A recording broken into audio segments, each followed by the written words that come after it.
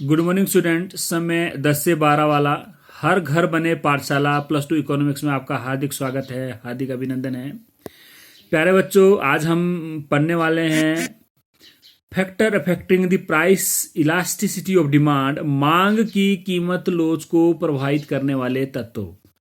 5 marks का question पूछा जाता है, बहुत ही important, very very important question, maximum time exam में पूछा जाता है। अब आपने यहाँ ध्यान क्या रखना है कि इस चैप्टर डिमांड वाले चैप्टर में से 5 मार्क्स के 2 क्वेश्चन पूछे जा सकते हैं। एक होगा मांग को प्रभावित करने वाले तत्व, एक होगा मांग की कीमत लोच को प्रभावित करने वाले तत्व। इसी जिस तरह मांग की डेफिनेशन अलग है और मांग के नियम की डेफिनेशन अलग है, इसी तरह आपने ध्यान रखना है मांग को प्रभावित करने वाले तत्व जो हम पढ़ चुके हैं, ठीक है, वो आपने ध्यान रखना है कि मांग को प्रभावित करने वाले तत्व अलग है और मांग की कीमत लोच को प्रभावित करने वाले तत्व जब पूछे जाएंगे तो आपने क्या ध्यान रखना है जो आज हम पढ़ेंगे। ठीक है, सबसे पहले अपने दिमाग में क्लियर करना है कि मांग को प्रभावित करने वाले तत्व अलग है और मांग की कीमत लोच को प्रभावित करने वाले तत्व अलग है। तो पहला जो हम तत्व पढ़ेंगे इसमें वह है नेचर ऑफ कमोडिटी, वस्तु की प्रकृति। यानी जिस तरह की वस्तु की प्रकृति होगी उसके ऊपर डिपेंड करेगी, आपके ऊपर मांग की कीमत लोच उसके ऊपर निर्भर करेगी। तो मांग की कीमत लोच आपने देखी कैसी होगी, इलास्टिक है, मोर इलास्टिक है, लेस इलास्टिक है ना, या यूनिटरी इलास्टिक है। ठीक है, आपने पढ़ी है, इन इलास्टिक है, जो हमने 5 डिग्रीज ऑफ पढ़ी थी प्राइस इलास्टिसिटी ऑफ डिमांड की।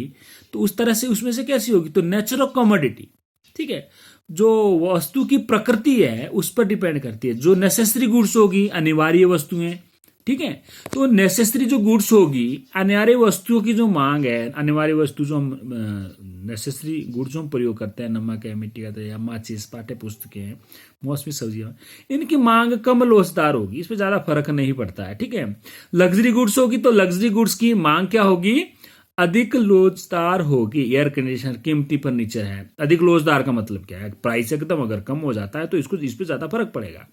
ठीक है, पर जो नेसेसरी गुड्स होगी उस पर प्राइस कम या ज्यादा होने से कोई फर्क नहीं पड़ता है।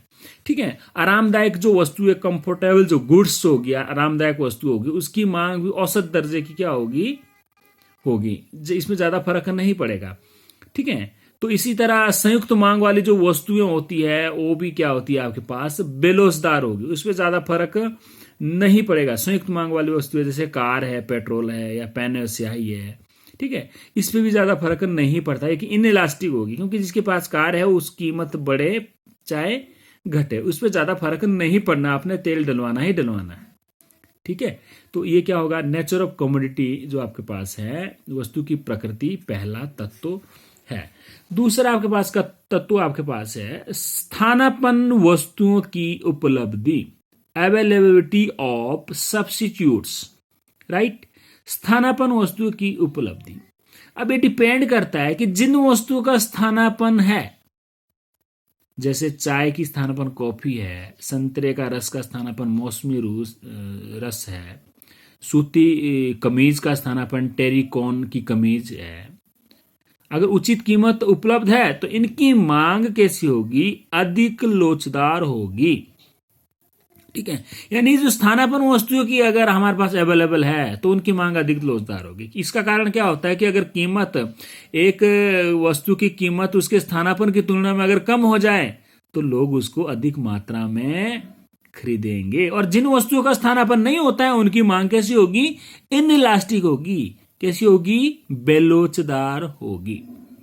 ठीक है, तो तीसरा पॉइंट आपके पास क्या आता है, विभिन्न वस्तुओं, विभिन्न उपयोगों वाली वस्तुएं, गुड्स विद डिफरेंट यूजेस, विभिन्न उपयोगों वाली वस्तुएं। अब बहुत सारी वस्तु ऐसी हमारे पास होती हैं जो जिनके विभिन्न उपयोग होते हैं, तो विभिन्न जिन वस्तुओं के विभिन्न उपयोग होते हैं उनकी मांग अधिक लोचदार होगी। अधिक लोचदार का मतलब क्या है कि उसको ज्यादा, उसका हम डिमांड करेंगे, अधिक लोचदार होगी। ठीक है, तो जैसे आपके बिजली है, दूध है, का विभिन्न उपयोग किया जाता है।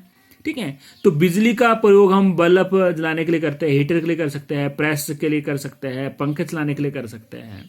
ठीक है। और अगर इसकी प्राइस बढ़ जाता है तो इसका प्रयोग हम जो जरूरी है उस जरूरी कार्यों के लिए है वो करने लगेंगे। ठीक है। तो इसी तरह आपके पास क्या है, और जिनके विभिन्न उपयोग नहीं होते उसकी मांग कैसी होती, कम लोचदार होगी। नेक्स्ट आपके पास है उपभोग का स्थगन, पोस्टपोनमेंट ऑफ द यूज, उपभोग का स्थगन। ठीक है। जो फोर्थ पॉइंट आपके पास है, यानी जिन वस्तु का उपभोग को भविष्य के लिए क्या किया जा सकता है, टाला जा सकता है या स्थगित किया जा सकता है, इनकी मांग कैसी होगी, अधिक लोचदार होगी। ठीक है। जिन वस्तुओं का उपभोग, मान लो मकान बनाने का आपका कोई भविष्य में प्लान है, तो आप क्या करते हैं, आज की डेट में मकान ना बना के भविष्य में बना लेंगे। ठीक है। तो मकान बनाने में जितनी भी सामग्री यूज होती हैं, ईंट है, रेत है, सीमेंट आदि है, उनकी मांग कैसी होगी, लोचदार होगी। और जिन वस्तुओं का भविष्य के लिए स्थगन नहीं किया जाता, उनकी मांग कैसी होगी, कम लोचदार होगी। अब आपके पास क्या है, उपभोक्ता की आय, इनकम ऑफ द कंज्यूमर, यहां भी है देखो income of the consumer point, और आपके पास वहां भी था जो आपने मांग को प्रभावित करने वाले तत्व पढ़े थे। ठीक है। तो इनकम ऑफ द कंज्यूमर, अब उपभोक्ता की आय का स्तर अधिक है तो मांग की लोच कैसी होगी, कम लोचदार होगी। यानी ये क्या बोलता है, अगर उपभोक्ता की आय का स्तर क्या है, अधिक है, तो मांग की लोच कैसी होगी, कम लोचदार होगी।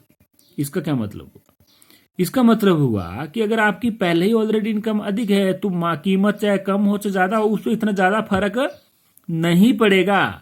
और अगर इसके विपरीत उपभोक्ता की आय कैसी है, कम है, तो मांग की लोच कैसी होगी, अधिक लोचदार होगी। इसका मतलब है कि जैसे ही उपभोक्ता की जो मांग की कीमत में परिवर्तन होता है तो उसे अधिक प्रभावित करते हैं। मान लो आपके पास कम इनकम है तो वो अधिक प्रभावित करेंगे, अगर आपके पास अच्छी इनकम है तो प्राइस कम हो ज्यादा, उस पर ज्यादा फर्क आपको नहीं पड़ेगा। नेक्स्ट आपके पास है हैबिट ऑफ द कंज्यूमर, उपभोक्ता की आदत। तो आपके पास उपभोक्ता की आदत, हैबिट ऑफ द कंज्यूमर, लोगों को जिन वस्तुओं की आदत पड़ जाती है, बीड़ी पीना, सिगरेट, पान, गुटखा, तंबाकू, उनकी मांग कम लोचदार होगी। अब कम लोचदार का मतलब क्या हुआ, लेस इलास्टिक, यानी उसमें ज्यादा फर्क नहीं पड़ता है, प्राइस बढ़े घटे उसमें ज्यादा फर्क नहीं पड़ना, क्योंकि आदत पड़ चुकी है, उन्हें खरीदना ही पड़ेगा। ठीक है। तो किसी वस्तु पर खर्च की जाने वाली आय का अनुपात, proportions of income spent on A commodity, किसी वस्तु पर खर्च की जाने वाली आय का अनुपात, एक उपभोक्ता जिन वस्तु पर अपनी आय का थोड़ा बहुत भाग खर्च करता है, अखबार खरीदने के लिए, टूथपेस्ट है, सुई है, जो भी है, माचिस, तीली, तो उसकी मांग कैसी होगी, कम लोचदार होगी। और जिन वस्तुओं पर एक उपभोक्ता अधिक एक्सपेंडिचर करता है, अधिक भाग खर्च करता है, टीवी खरीदना है आपने, ऐसी कंडीशन खरीदना, तो उनकी मांग कैसे होगी, अपेक्षाकृत उससे अधिक लोचदार होगी। नेक्स्ट पॉइंट आपके पास है क्या है, प्राइस लेवल, कीमत स्तर। अब प्राइस लेवल वहां भी था, प्राइस ऑफ कमोडिटी था, वस्तु की कीमत था, पर यहां प्राइस लेवल की बात हो रही है। तो मांग की लोच संबंधित वस्तु के कीमत स्तर पर निर्भर करती है। किस पर, रिलेटेड गुड्स का प्राइस लेवल कैसा है। ठीक है। तो अगर कीमत का लेवल ऊंचा है रिलेटेड गुड्स का, तो मांग की जो लोच हो कैसी होगी, अधिक लोचदार होगी, क्योंकि एक रिलेटेड गुड्स जो संबंधित वस्तुएं हैं उसकी कीमत अगर बढ़ेगी तो दूसरे की कम होगी, तो उसकी मांग की लोच कैसी होगी, अधिक लोचदार होगी। और कीमत के निचले स्तर पर मांग की लोच कैसी होगी, कम लोचदार होगी। लास्ट पॉइंट इसका जो 9th पॉइंट है वह है टाइम पीरियड, समय अवधि। अल्पकाल में किसी वस्तु की मांग की लोच कैसी होगी, प्राय कम लोचदार होगी, लेस इलास्टिक होगी। दीर्घकाल में कैसी होगी, अधिक लोचदार होगी, मोर इलास्टिक होगी। इसका कारण क्या होता है कि कम समय में हम अपनी आदतों को या किसी भी चीज को परिवर्तन नहीं कर सकते हैं, पर दीर्घकाल में एक उपभोक्ता अपनी आदत में क्या है, परिवर्तन कर सकता है, जिससे कि क्या होगी, हम मांग में अधिक कमी होगी। ठीक है। इसमें कीमत में अगर परिवर्तन होगा, कीमत में वृद्धि होती है या कमी होती है, उसमें ज्यादा प्रभाव पड़ता है।